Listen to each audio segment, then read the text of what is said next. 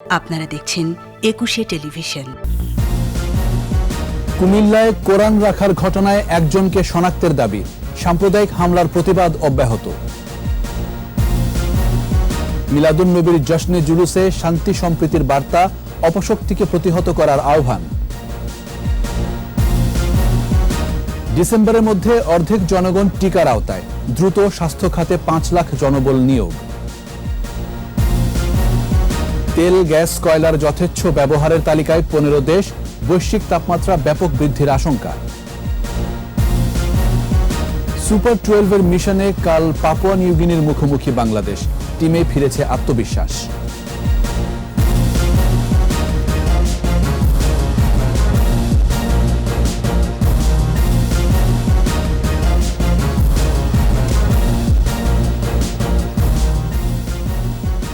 শুনছিলেন first security ইসলামী bank limited সংবাদ শিরোনাম। আমন্ত্রণ রাত ১১টার ২১শে সংবাদে। সাথে আছি আমি জাবের হোসেন। দর্শক, ২১শে টেলিভিশনের সংবাদ একই সাথে সরাসরি দেখতে পাবেন আমাদের ফেসবুক পেজ www.facebook.com/2124 অনলাইনে।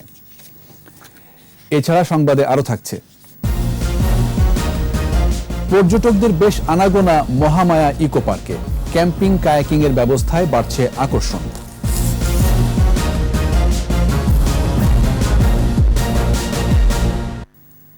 কুমিল্লায় পূজা মণ্ডপে পবিত্র কোরআন রাখার ঘটনায় ইকবাল হোসেন নামে একজনকে শনাক্তের দাবি পুলিশের।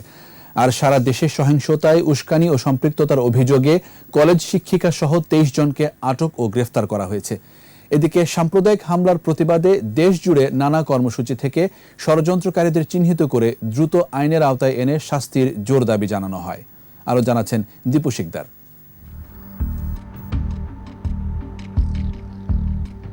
নির্জন রাস্তায় জনৈক ব্যক্তি কিছু একটা হাতে নিয়ে পূজা মণ্ডপে প্রবেশ করছে। কুমিল্লা পুলিশের দাবি, এই সেই ব্যক্তি যে পবিত্র কোরআন রেখেছিল। এদিকে সারা দেশে সাম্প্রদায়িক সহিংসতা, উস্কানি ও সম্পৃক্ততার অভিযোগে ২২ জনকে গ্রেপ্তার করা হয়েছে। মূল হোতা, পাশাপাশি যারা পিছন থেকে ইন্ধন দিয়েছে, এই সংক্রান্ত প্রায় ২২ জনকে আমরা আটক করতে সক্ষম হয়েছি। যারা এই ধরনের লাইক ও শেয়ার করছে উদ্দেশ্যপ্রণোদিতভাবে, তাদেরকেও আমরা ইতিমধ্যে শনাক্ত করছি। এছাড়া রাজধানীর পল্লবীর শাহিনউদ্দিন হত্যাকাণ্ডের ফুটেজ, নোয়াখালীর যতন সাহা হত্যার বলে অপপ্রচার চালানোর অভিযোগে সরকারি বদরুন্নেসা কলেজের এক সহকারী অধ্যাপককে আটক করেছে র্যাব। অন্যদিকে দিনভর ধারাবাহিক সাম্প্রদায়িক হামলার প্রতিবাদে মুখর ছিল দেশ। শাহবাগে নাগরিক সমাবেশ থেকে ইন্ধন দাতাদের গ্রেফতারের দাবি জানানো হয়। এই দেশকে সাম্প্রদায়িকতার মোড়কে আচ্ছাদনে আবৃত করা যাবে না। বিশেষ ট্রাইব্যুনাল করে এই সাম্প্রদায়িক অপশক্তিদের সাম্প্রদায়িক যে হামলা, সহিংসতার বিচার করতে হবে। আমার একটা ঠাকুর ন্যূনতম কষ্ট হয়, একটা জিনিস পেন্সিল খাওয়া গেলে কষ্ট হয়, বাড়ি ঘর গরু ছাগল সব বশীভূত করছে, তাদের কষ্ট হবে না? পুরো দেশটাকে আজকে একদিকে হিংসার বিরোধ বৈরিতা আর সাম্প্রদায়িক উত্তেজনার মধ্য দিয়ে মুক্তিযুদ্ধের অর্জনটাকে আজকে আপনারা ধ্বংস করার পর্যায়ে আজকে তারা নিয়ে যাচ্ছেন। পরে মশাল মিছিল নগরীর বিভিন্ন সড়ক প্রদক্ষিণ করে। রাজশাহীতে মানববন্ধন করে সন্ত্রাস ও সাম্প্রদায়িকতা বিরোধী সাংবাদিক মঞ্চ। নগরীর আলুপট্টিতে মানববন্ধনে বক্তারা ধর্মীয় সম্প্রীতি ও সৌহার্দ্যের বিষয়টি স্কুল পর্যায়ে পাঠ্যক্রমে অন্তর্ভুক্তির দাবি করেন। বান্দরবানের রুমায় শান্তি সমাবেশে বক্তারা বলেন, বাংলাদেশের মাটিতে সাম্প্রদায়িক সন্ত্রাসীরা কখনো স্থান পাবে না। রাঙামাটিতে মানববন্ধন ও চুয়াডাঙ্গায় সম্প্রীতি সমাবেশ থেকে ষড়যন্ত্রকারীদের চিহ্নিত করে দ্রুত আইনের আওতায় এনে শাস্তির জোর দাবি জানানো হয়। দীপু শিকদার, ২১শে টেলিভিশন, ঢাকা। শান্তি সম্প্রীতির বার্তা নিয়ে উদযাপিত হলো পবিত্র ঈদে মিলাদুন্নবী। রাজধানী সহ দেশ জুড়ে র্যালি, মিলাদ মাহফিল, দোয়া ও আলোচনার আয়োজন করে বিভিন্ন সংগঠন। সে সময় সাম্প্রদায়িক অপশক্তির বিরুদ্ধে ঐক্যবদ্ধ প্রতিরোধের আহ্বান জানান বক্তারা। আব্দুর রাজ্জাকের ক্যামেরায় মানিক শিকদারের রিপোর্ট। মহানবী হজরত মোহাম্মদ সাল্লাল্লাহু আলাইহি সাল্লাম ১৪৫০ বছর আগের এই দিনে জন্মগ্রহণ করেছিলেন। ১২ই রবিউল আওয়াল মহানবীর জন্ম ও ওফাত দিবস হিসেবে যথাযোগ্য ধর্মীয় মর্যাদায় উদযাপিত হয় দিবসটি। এই উপলক্ষে বিভিন্ন আয়োজনে মুখর ছিল রাজধানী সহ সারা দেশ। সবুজ পতাকা আর নানা রঙের ব্যানার ফেস্টুন নিয়ে রাজধানীর বিভিন্ন এলাকায় র্যালি করেন ধর্মপ্রাণ মুসল্লিরা। সে সময় শান্তি সম্প্রীতির বন্ধন প্রতিষ্ঠার আহ্বান জানান ধর্মীয় নেতা ও অনুসারীরা। নবী দুনিয়াতে আসছেন বিদায় আজকে আমরা সব কিছুই পাইছি, কোরআন পাইছি, নামাজ পাইছি, হজ পাইছি, জাকাত পাইছি। হিন্দু মুসলমান যা আছে সব থাকতে পারে, মিলেমিশে আমরা আরামে থাকতে পারি। নবীজির এটাই হলো বাণী। বর্তমান সরকার এই বছর রাষ্ট্রীয়ভাবে পবিত্র জশ্নে জুলুস ঈদ মিলাদুন নবী সাল্লাল্লাহু আলাইহি ওয়াসাল্লামকে পালনের ঘোষণা দিয়েছেন। এজন্য আমরা আবারও ধন্যবাদ জানাচ্ছি। আন্তর্জাতিক আশেকে রাসূল সংস্থার সম্মেলনে আলোচনায় বক্তারা বলেন, শান্তির ধর্ম ইসলামে সহিংসতার ঠাঁই নেই। সামাজিক সম্প্রীতি বজায় রেখে নিজ নিজ ধর্ম পালনের স্বাধীনতা সকলের আছে বলেও মন্তব্য করেন তারা। নূরে মুহাম্মদের থেকে বিশ্বজাহান সৃষ্টি হয়েছে বলেই বলা হয় আল্লাহর নূরে রাসূল পয়দা, রাসূলের নূরে তামাম মাখলুকাত পয়দা। আমরা যদি তার আদর্শ অনুসরণ করি, আমরা অসাম্প্রদায়িকভাবে শান্তির চরিত্র ধারণ করতে পারব। পবিত্র ঈদে মিলাদুন্নবী উপলক্ষে রাজধানী সহ সারা দেশে র্যালি, মিলাদ মাহফিল, দোয়া ও আলোচনার আয়োজন করে বিভিন্ন সংগঠন। বিশ্বজুড়ে শান্তি, সম্প্রীতি ও সৌহার্দ্য বয়ে যাবে, এই প্রত্যাশা নিয়ে পালিত হলো ঈদে মিলাদুন্নবী। আনিক শিকদার, 21 টেলিভিশন, ঢাকা। ধর্মকে যারা রাজনৈতিক স্বার্থ হাসিলের জন্য ব্যবহার করে তারাই পরিকল্পিতভাবে বিভাজন তৈরি করছে বলে মন্তব্য করেছেন আওয়ামী লীগের সাধারণ সম্পাদক ওবায়দুল কাদের। নিয়মিত ভার্চুয়াল ব্রিফিংয়ে তিনি একথা বলেন। এদিকে তথ্যমন্ত্রী বলেছেন, দেশের অগ্রগতি থামিয়ে দিতে সাম্প্রদায়িক হামলা চালানো হচ্ছে। বিস্তারিত জানাচ্ছেন রিয়াজ সুমন। সরকারি বাসভবন থেকে সমসাময়িক বিষয়ে আওয়ামী লীগ সাধারণ সম্পাদক, সড়ক পরিবহন ও সেতুমন্ত্রী ওবায়দুল কাদেরের নিয়মিত ব্রিফিং। উন্নয়ন ও সমৃদ্ধি। আওয়ামী লীগ সাধারণ সম্পাদক বলেন, বিএনপি এখনও সাম্প্রদায়িক রাজনীতি থেকে বেরিয়ে আসতে পারেনি। দলটি সংখ্যালঘুদের শত্রু মনে করে বলেও মন্তব্য করেন তিনি। যারা নিজেরা এদেশের স্বাধীনতা মেনে নিতে পারেনি, মেনে নিতে পারে না উন্নয়ন ও সমৃদ্ধি, তারাই জাতিকে বিভাজন করে দুর্বল করতে চায়, দেশের ইমেজ নষ্ট করতে চায়। আর এই বিভাজন রেখা তৈরি করতে চায় বিএনপি ও তার দোসররা। ওবায়দুল কাদের বলেন, সাম্প্রদায়িক হামলার ভিডিও ফুটেজে বেরিয়ে আসছে থলের বিড়াল। সাম্প্রদায়িক হামলায় নাকি সরকার জড়িত।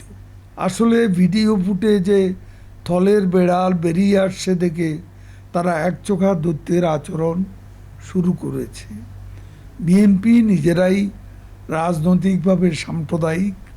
এদিকে রাজধানীর ইঞ্জিনিয়ার্স ইনস্টিটিউটে পবিত্র ঈদে মিলাদুন্নবীর অনুষ্ঠানে তথ্য ও সম্প্রচার মন্ত্রী বলেন, যারা দেশের অগ্রগতি মেনে নিতে পারে না তারাই সাম্প্রদায়িক হামলা করছে।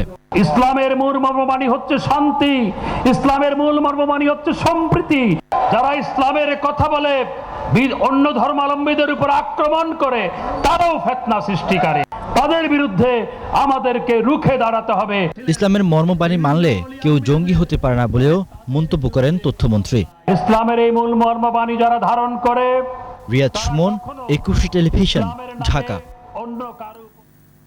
সংখ্যালঘুদের উপর হামলার দায়ভার প্রশাসনের উপর চাপিয়েছেন বিচারপতি শামসুদ্দিন চৌধুরী মানিক। তার অভিমত, সিদ্ধান্ত গ্রহণে যথেষ্ট অবহেলা ছিল স্থানীয় ডিসি, এসপি সহ অন্যদের।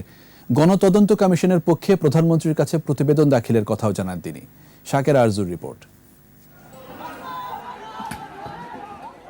ঘটনার শুরু কুমিল্লায়, অতঃপর সহিংসতার আগুন ছড়িয়ে পড়ে দেশের বেশ কয়েকটি স্থানে। 18 অক্টোবর নোয়াখালীর ঘটনাস্থল পরিদর্শন করেন মৌলবাদ বিরোধী নাগরিক গণতদন্ত কমিশনের চেয়ারম্যান, জানান তার অভিজ্ঞতা। সবারই একটি অভিযোগ ছিল যে নোয়াখালীর ডেপুটি কমিশনার সে প্রত্যক্ষভাবে অথবা পরোক্ষভাবে এটার সাথে ইনভলভ ছিল। হিন্দু নেতৃবৃন্দ তাকে ফোন করেছে, কিন্তু 4 ঘন্টা সে তাদের ফোনের জবাবই দেয়নি। বিচারপতি মানিকের অভিমত, প্রশাসনের ভেতরে এখন বহু সংখ্যক ধর্মান্ধ। সামনে ভালো সেজে পেছনে গিয়ে হামলা, হত্যায় উস্কানি দিচ্ছে তারা। এজন্য নতুন করে নোয়াখালীর ঘটনাস্থল পরিদর্শনের বাসনা জানান তিনি। আমরা সবকিছু তলিয়ে দেখব, প্রমাণ পেলে আমরা মাননীয় প্রধানমন্ত্রীর কাছে সেই প্রতিবেদন আমরা পাঠাবো। আমরা রেকমেন্ড করব যে এই ধরনের ডিসিদের যেন কোনো অবস্থায় কোনো জেলায় দায়িত্ব প্রদান করা না হয়। বিগত দিনে সাম্প্রদায়িক হামলায় যারা যুক্ত ছিল তাদের সাজা হয়নি। এ ব্যাপারে রাষ্ট্রের আইনজীবীদের তৎপর হওয়ার পরামর্শ দেন বিচারপতি মানিক। প্রসিকিউশনের পক্ষের আইনজীবীদের কঠোর হতে হবে যাতে এরা জামিনে বের হয়ে যেতে না পারে। আর তাছাড়া বিচারের প্রক্রিয়াকে তো ত্বরান্বিত করতে হবে। শাকের আরজু, একুশে টেলিভিশন, ঢাকা। ডিসেম্বরের মধ্যে 50% মানুষকে টিকা দেয়া হবে বলে জানিয়েছেন স্বাস্থ্যমন্ত্রী জাহিদ মালেক। রাজধানীতে উপজেলা হেলথ অ্যান্ড ফ্যামিলি প্ল্যানিং অফিসারদের সম্মেলনে তিনি বলেন, স্কুল শিক্ষার্থীদের নিবন্ধন শেষ হলে টিকা কার্যক্রম শুরু হবে। এছাড়া স্বাস্থ্য খাতে জনবল সমস্যা সমাধানে শিগগিরই 5 লাখ নিয়োগের কথা জানান মন্ত্রী। বলেন, গ্রামীণ চিকিৎসা শক্তিশালী করতে বিভাগীয় শহরে বিশেষায়িত হাসপাতালের কাজ শুরু করা হয়েছে। করোনা সংক্রমণ আবারও বাড়তে পারে, তাই সবাইকে স্বাস্থ্যবিধি মেনে চলারও আহ্বান জানান স্বাস্থ্যমন্ত্রী।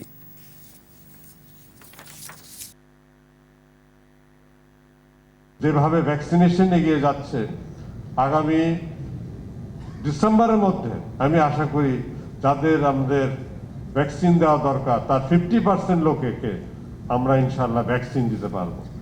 এখন থেকে প্রত্যেক মাসেই 3 কোটির মতো করে বা তারও বেশি ভ্যাকসিন আমরা দিতে পারবো। সেই ভ্যাকসিনের ব্যবস্থা আমরা করেছি। এদিকে করোনায় মৃতের সংখ্যা কয়েক সপ্তাহে একক সংখ্যায় নেমে এসেছে। 24 ঘন্টায় দেশে মৃত্যু হয়েছে 6 জনের। স্বাস্থ্য অধিদপ্তরের তথ্য বলছে, 832টি ল্যাবে 20,393 নমুনা পরীক্ষায় শনাক্ত 368 জন। এ পর্যন্ত মোট শনাক্ত 15,66,664 জন। এ পর্যন্ত পরীক্ষা হয়েছে 1,1.5 লাখের বেশি। করোনায় এ পর্যন্ত প্রাণহানি 27,791, মৃত্যুহার 1.77%, শনাক্তের হার 1.80 এবং সুস্থতার হার 97.63%। নিচ্ছি সংবাদ বিরতি। যখন ফিরছি তখন অন্যান্য খবরের সঙ্গে আরও থাকবে, পদ্মা সেতুর রেল লাইন প্রকল্পের কারণে শ্যামপুরে জলাবদ্ধতা, অভিযোগ দক্ষিণ সিটি মেয়রের। অস্ত্র আর মাদকের দাম পরিশোধে ব্যবহার হয় সোনার বার, নীতিমালা হলেও থামেনি চোরাচালান।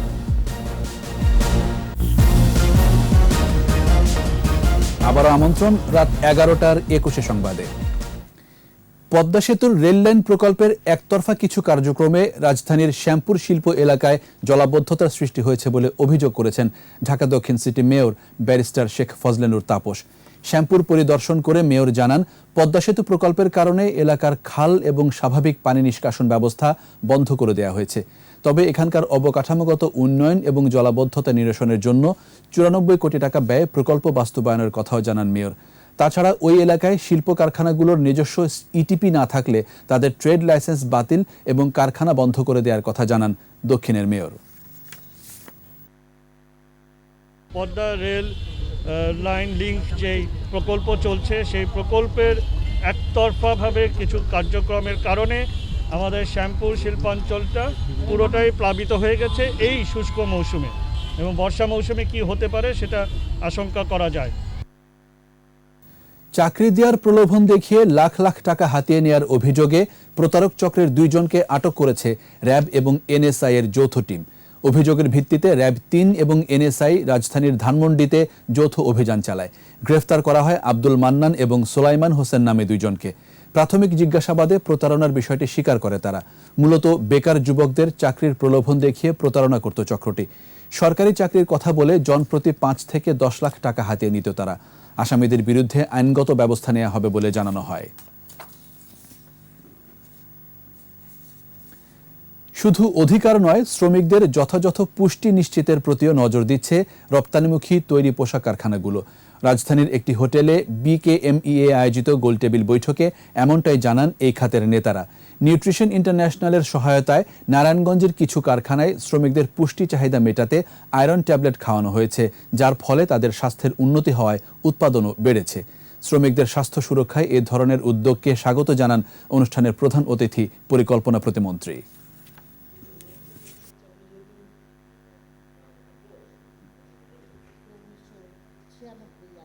ট্রেড ইউনিয়ন না থাকার পরেও এই ফ্যাসিলিটিগুলি পাচ্ছে, কারণ আমাদের ইন্ডাস্ট্রির ওনাররা, ইনভেস্টররা ওয়ার্কারদের এই ফ্যাসিলিটি ওয়ার্কারদের ওয়েলবিং নিয়ে সবসময় ভাবে। We need to have healthy labor force, obviously. So data diversity is important for improving the nutrient adequacy of diets for better health. আগামী বছর ঢাকায় চালু হতে যাওয়া মেট্রো রেলের কার্যক্রম পরিচালনার বিষয়ে ভারতের দিল্লিতে গেল 14 অক্টোবর থেকে প্রশিক্ষণ নিচ্ছে বাংলাদেশের একটি দল।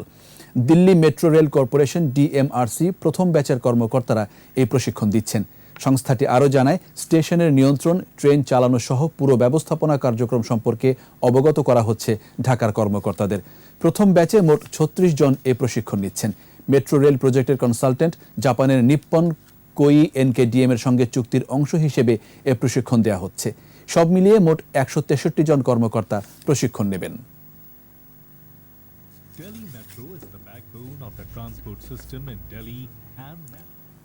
অস্ত্র আর মাদকের দাম পরিশোধে বিনিময় হয় সোনার বিস্কিট। 2018 সালে স্বর্ণ আমদানি নীতিমালা হলেও বন্ধ হয়নি চোরাচালান।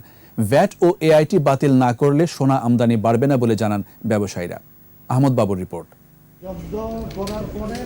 গেল 4.5 বছরে শুধু কাস্টমস, গোয়েন্দা ও তদন্ত অধিদপ্তর অবৈধভাবে দেশে আনা সোনা আটক করেছে 750 কেজির মতো। প্রায় একই সময়ে সরকারের অন্যান্য প্রতিষ্ঠান জব্দ করেছে বিপুল পরিমাণ সোনার বার। আটককৃত সোনার ব্যাপারে মামলা হলেও অবৈধভাবে আসায় তা বৈধ হওয়ার সম্ভাবনা থাকে না। দেশ বিদেশে অবস্থানরত অপরাধ জগতের সদস্যরা লেনদেন মেটাতে সোনার বার ব্যবহার করে থাকে। অস্ত্রের স্মাগলিং, ড্রাগ স্মাগলিং, এই সমস্ত কাজে এই স্বর্ণ মূল্য হিসেবে দেওয়া হয়। বড় বড় অপরাধের পেমেন্ট এই স্বর্ণের মাধ্যমে হয়। তো এগুলো তো সবই অবৈধ কর্মকাণ্ড। ব্যবসায়ীরা বলছেন, বছরে 15 থেকে 20 টন সোনার চাহিদা রয়েছে বাংলাদেশে। এর বেশিরভাগই চোরাচালান থেকে পূরণ হচ্ছে। পিওর গোল্ড আনলে এখানে ভ্যাট, এআইটি, ট্যাক্স সমস্ত কিছু দিয়ে পরে ভরিতে প্রায় 6000 টাকা, আর এখানে ব্যাগেজগুলো যদি আপনি আনেন 2000 টাকা। তো এই যে বৈষম্য, এই সমস্ত বৈষম্য দূর করতে না পারলে ইম্পোর্টেড গোল্ড কোনো দিন এখানে জনপ্রিয়তা অর্জন করবে না। ব্যাগেজ রোলের মাধ্যমে যে পরিমাণ সোনা দেশে আসছে তা বৈধ না অবৈধ পথে ব্যবহার হচ্ছে সেটা কেউ জানে না। ইম্পোর্টেড গোল্ডকে তার যে ভ্যাট জটিলতা, এআইটি জটিলতা, এই সমস্ত জটিলতা বন্ধ করে এটাকে আলোর মুখ দেখাতে হবে।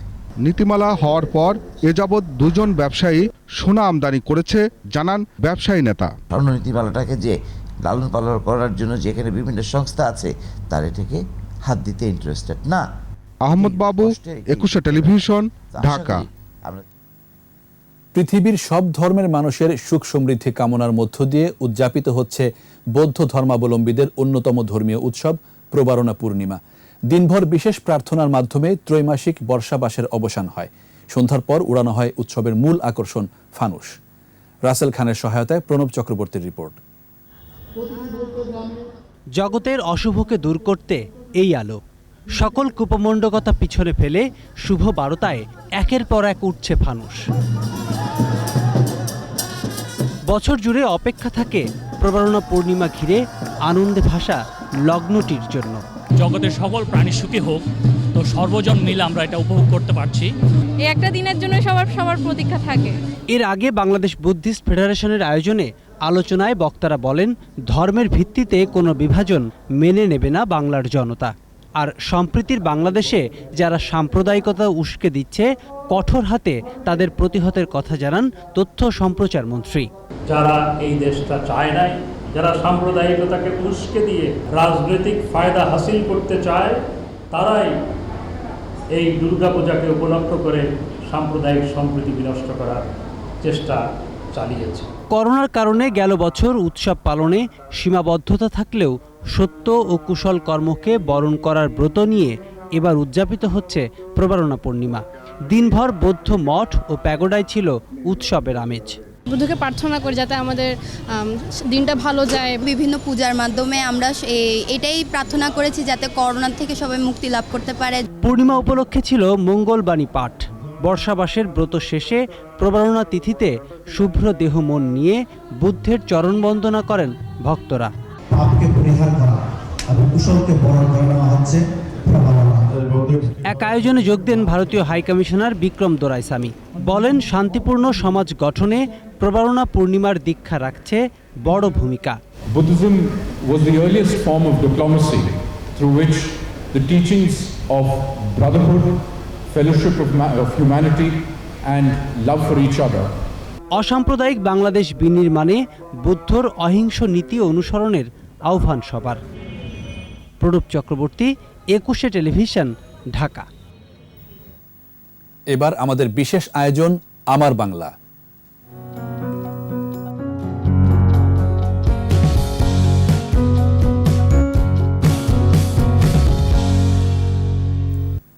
পর্যটকদের আনাগোনা বাড়ছে মহামায়া ইকো পার্কে। ভ্রমণ পিপাসুদের কাছে দিন দিন আকর্ষণীয় হয়ে উঠছে নয়নাভিরাম স্থানটি। এখানে পাহাড়ি গুহা, রাবার ড্যাম ও অনিন্দ্য সুন্দর ঝর্ণা ছাড়াও রয়েছে ক্যাম্পিং ও কায়াকিং এর ব্যবস্থা। তপু শাহিনের তোলা ছবিতে চট্টগ্রাম ঘুরে এসে জানাচ্ছেন স্মৃতি মণ্ডল।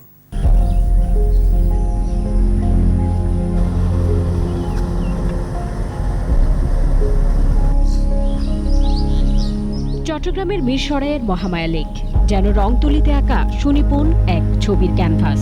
মাঝারি আকারের সারি সারি পাহাড় ছায়া ফেলে লেকের নিস্তরঙ্গ জলে। পানকৌড়ির ঝাঁক লেকের জলে ঘুরে বেড়ায় আপন মনে।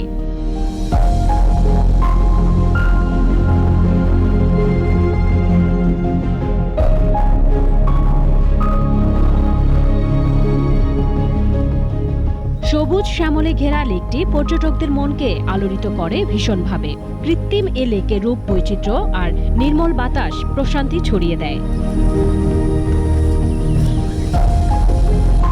দেশের বিভিন্ন প্রান্ত থেকে ভ্রমণ পিয়াসুরা আসেন মহামায়া ইকো পার্কের সৌন্দর্যের টানে। এখানে রাতে ক্যাম্পিংয়েরও ব্যবস্থা রয়েছে। আমাদের তো মূল টার্গেট ছিল হচ্ছে সীতাকুণ্ড, খোয়াছড়া, এরপরে হচ্ছে আপনার আরও কয়েকটা জায়গা। তবে আমাদের এখানে ছিল রাতের বেলা ক্যাম্পিংটা, সকালবেলা হচ্ছে কায়াকিংটা। প্রাকৃতিক একটা সৌন্দর্য আছে, এটা উপভোগ করছে। মানে যে কেউ ভালোভাবে থাকতে পারে আর কি, নিরাপত্তার কোনো সমস্যা নাই। অন্য যে জায়গাগুলো ছিল ওইগুলোর থেকে একটু ডিফারেন্ট, কারণ হচ্ছে একটা লেক আছে, তারপর হচ্ছে কায়াকিং করা যায়, বোট দিয়ে কায়াকিং করা যায়, একটা ফিল, বাতাসে একটা ফিল পাওয়া যায়। এখানে ক্যাম্পিং করলে মনে হয় যে আমরা প্রকৃতির খুব কাছাকাছি থাকতে পারি। পাহাড়ের পাদদেশে 11 বর্গ কিলোমিটার এলাকা জুড়ে কৃত্রিম এই লেক। বোটে করে লেক পার হলেই দেখা মিলবে ঝর্ণার। লেকের জলে কায়াকিং এর জন্য রয়েছে সব ধরনের নিরাপত্তা ব্যবস্থা। এক কায়াকে 2 জন চড়তে পারবেন। পাহাড় বেষ্টিত সবুজের সমারোহ, এই লেকের জলেও সেই সবুজের ছায়া। প্রাকৃতিক সৌন্দর্য উপভোগের পাশাপাশি মহামায়ার লেকে কায়াকিং পর্যটকদের কাছে এক অন্যতম আকর্ষণ। স্মৃতি মণ্ডল, 21 টেলিভিশন, মহামায়া লেক, মিরসরাই। আবারও সংবাদ বিরতি। যখন ফিরছি তখন অন্যান্য খবরের সঙ্গে আরও থাকবে উজানের ঢলে তিস্তার পানি বিপদসীমার ওপরে, লালমনিরহাটে ফসলি জমি প্লাবিত। আন্তর্জাতিক স্বীকৃতির চেষ্টায় তালেবান, ভারত, চীন সহ 10 দেশের সাথে বৈঠক।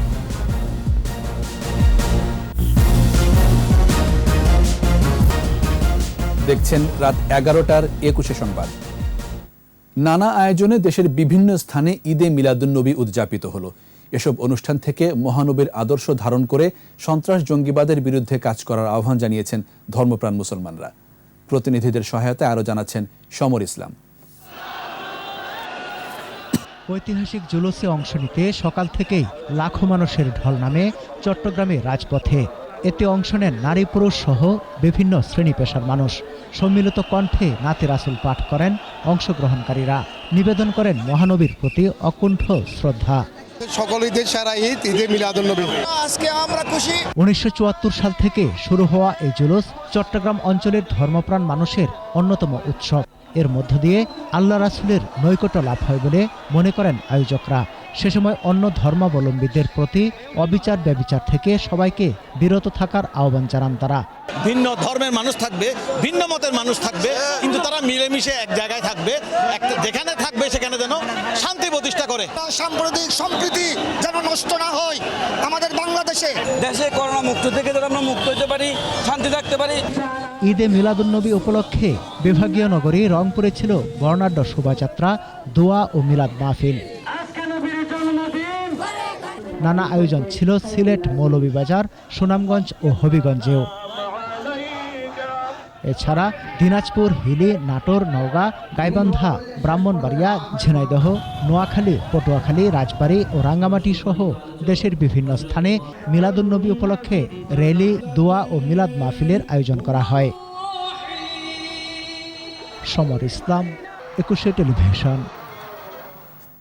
এদিকে ঈদে মিলাদুন্নবী উপলক্ষে দোয়া ও মিলাদ মাহফিলের আয়োজন করে চট্টগ্রাম সমিতি ঢাকা। সন্ধ্যায় সমিতির ঢাকাস্থ নিজস্ব ভবনে মহানবী সাল্লাল্লাহু আলাইহি ওয়াসাল্লামের জীবনী ও কর্মের উপর আলোচনা হয়। এ সময় বক্তারা মহানবীর শিক্ষায় শান্তির ধর্ম ইসলাম চর্চার তাগিদ দেন। অন্য ধর্মের অনুসারীদের সাথে সৌহার্দ্যপূর্ণ পরিবেশে দেশের কল্যাণে একসাথে কাজ করার তাগিদও দেন। পরে দেশ ও বিশ্ব শান্তি কামনায় দোয়া ও মোনাজাত করা হয়।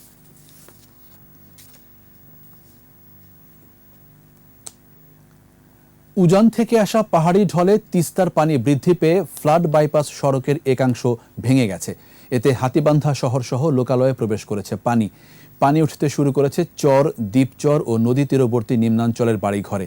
পানির নিচে তলিয়ে গেছে নদী পাড়ের কয়েক হাজার একর জমির আমন ধান, ভুট্টা, বাদাম, আলু সহ বিভিন্ন শাকসবজি। পানিবন্দী হয়ে পড়েছে কয়েক হাজার পরিবার।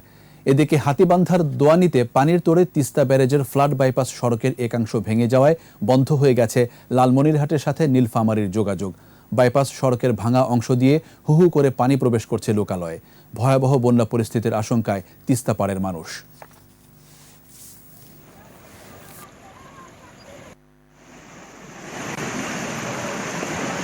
এখন পানি তো উপর দিয়ে করতেছে যে অবস্থা, আমার মনে হয় কিছুক্ষণের মধ্যে ফ্লাড বাইপাস আর থাকবে না।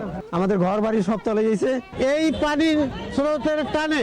আমাদের বহু কৃষক জমিতে ধান কেটে রাখছে, সে ধানগুলো বেঁচে গেছে।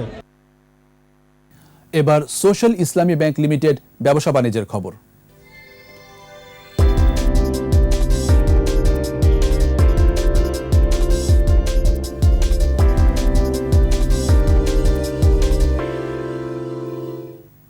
আলুর দরপতনে চাঁপাইনবাবগঞ্জের কৃষক সহ ব্যবসায়ীরা পড়েছেন চরম বিপাকে।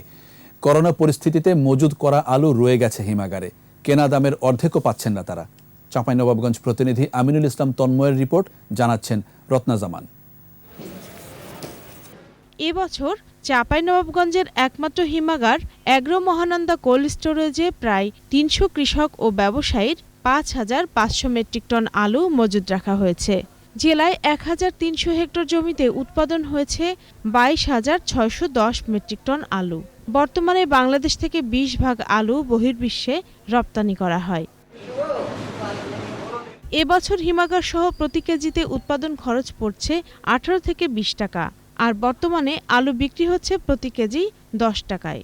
লোকসানে পড়েছেন আলু চাষি ও ব্যবসায়ীরা। পড়েছিল 11.5 টাকা কেজি, এখন আপনার বেচতে যা 12 টাকা তো 11 টাকা কেজি আপনার আলুর দাম পাচ্ছি। এ গাড়িটা বেচাও আমার লোন আর শোধ হচ্ছে না।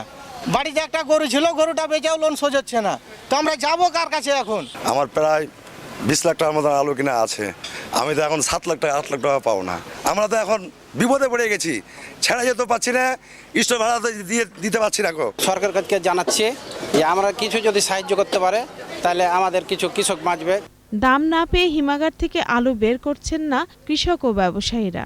বর্তমানে আলু বিক্রি হচ্ছে 10 টাকা, 10.5 টাকা, 11 টাকা কেজি।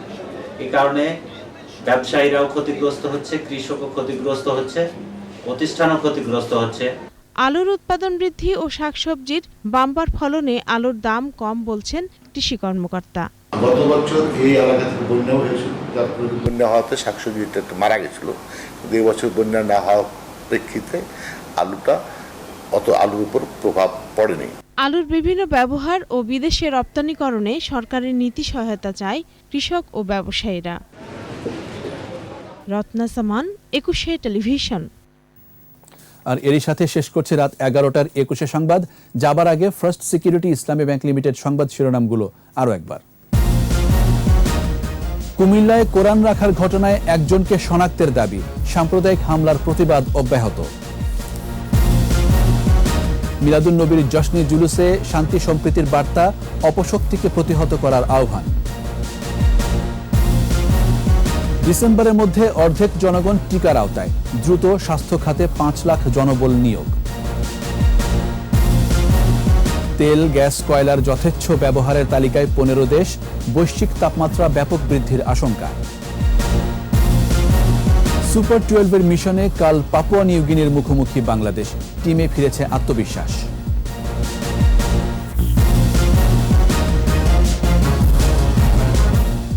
একুশে টেলিভিশনের সর্বশেষ খবর জানতে ডায়াল করুন 2021 নম্বরে আর ভিজিট করুন ekushe-tv.com এই ওয়েবসাইট। এছাড়া ফেসবুকে লগ ইন করতে পারেন facebook.com/ekushe24 অনলাইনে। আমাদের পরের সংবাদ রাত 1টায় দেখার আমন্ত্রণ রইল। স্বাস্থ্যবিধি মেনে চলুন, সুস্থ থাকুন।